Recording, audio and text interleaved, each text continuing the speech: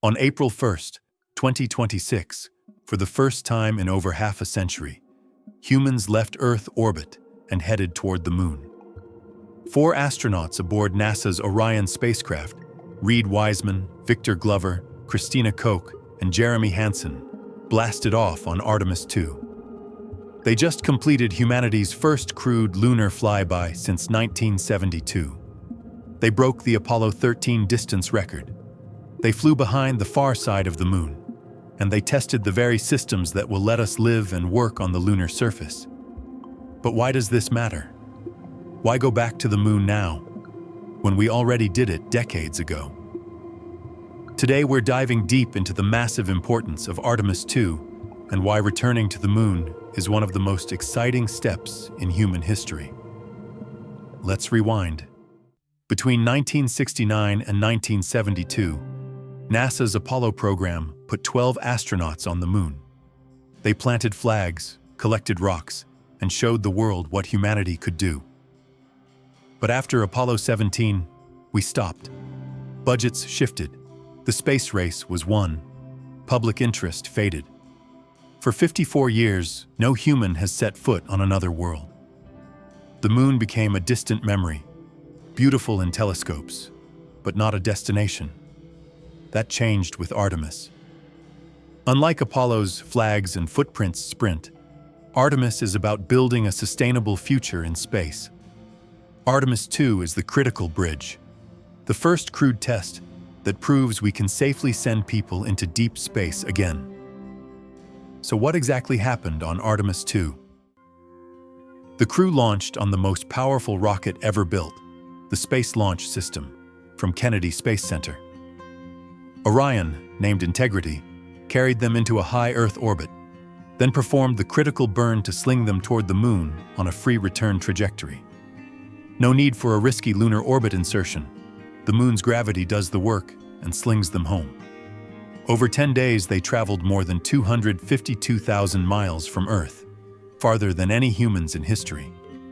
On April 6th, they flew just 4,067 miles above the lunar surface and got stunning views of the far side that no human eyes had ever seen in person. They manually piloted Orion, tested life support systems with real humans aboard for the first time, conducted science observations, and proved the spacecraft can keep a crew alive and healthy in deep space. As of today, just days before their Pacific splashdown on April 10th, every major objective is being checked off. This isn't just a victory lap. It's the dress rehearsal for landing humans on the moon again in Artemis III and beyond. Here's why this mission is so important. First, safety and technology. Apollo used 1960s tech. Orion is built for longer, deeper missions with better radiation shielding, a modern heat shield that can handle lunar return speeds, and life support that recycles air and water. Artemis II proves these systems work with a crew. Second, diversity and international partnership. This crew includes the first woman and first person of color on a lunar mission, plus our Canadian partner, Jeremy Hansen. Artemis is a global effort under the Artemis Accords, more than 50 countries and companies working together. Third, data for the future. Every heartbeat, every system reading, every photo they take gives engineers the real-world data needed to land on the moon, build habitats, and eventually reach Mars. Without Artemis II succeeding, Artemis IV, the actual landing near the South Pole, simply couldn't happen safely. But let's zoom out. Why go back at all? The moon is a scientific goldmine. Its south pole has permanently shadowed craters packed with water ice, potentially billions of tons. That ice can become drinking water, oxygen to breathe, and rocket fuel by splitting it into hydrogen and oxygen. That means we can refuel spaceships on the moon instead of launching everything from Earth. Geologically, the moon is a 4.5 billion-year-old time capsule.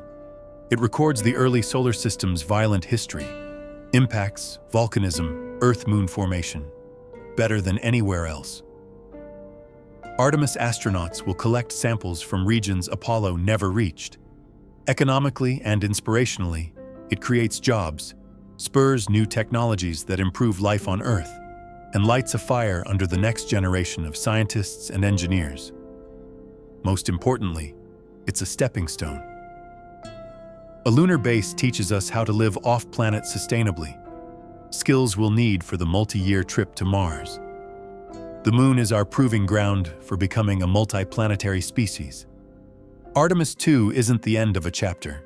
It's the beginning of humanity's permanent return to the Moon. In the coming years, we'll see the first crewed lunar landing as early as 2028, a sustained lunar surface base, and commercial landers flying regularly. This time, we're not just visiting. We're staying. We're learning. We're preparing to go farther than ever before. What do you think? Is returning to the Moon worth the investment? Drop your thoughts in the comments. If you enjoyed this deep dive, smash that like button, subscribe for more astronomy and space exploration content, and hit the bell so you never miss an update. Thanks for watching, and keep looking up.